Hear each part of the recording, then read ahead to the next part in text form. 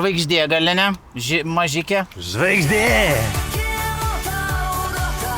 428 grandinę spėjų. Didelis amortizatorius. Čia vienas iš privalumų, mes taip sakom. Dusliarka, jau čia sportinė, ne visai paprasta, čia jau sportinė. Silenceris. Slopintuvas. Ką tu žvengi? Nėra čia slopintuvas. Čia yra slopintuvas. Ką turim toliau? Stabdžių diską, nemažą. Keista, jeigu nebūtų.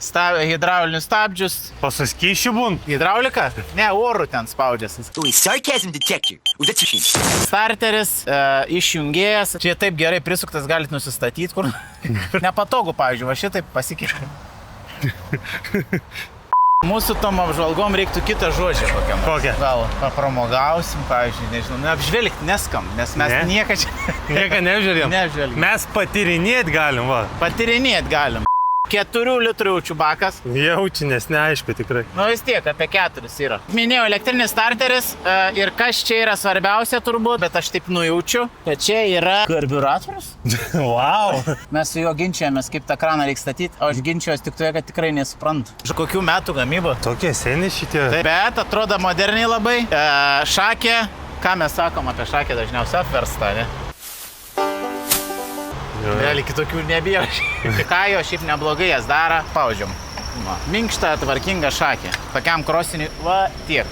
Kajo TT125-2. Ką reiškia -2? Reiškia, buvo ir trečias, ir antras, ir visi jie kažkada parduoti. Taip? Ne, čia yra 102-3 kubikai.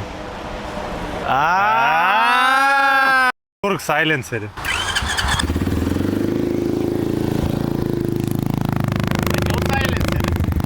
Aha, labai tyliai dirb. Šiaip DB killeris vadina. DB killeris? Gal, nežinau, vėl prisišnekėsiu. Taip, hidrauliniai stabdžiai, kojinis stabdis, varikliukas 125, balvankė šiaip tikrai didelė, tai tikros galios 125.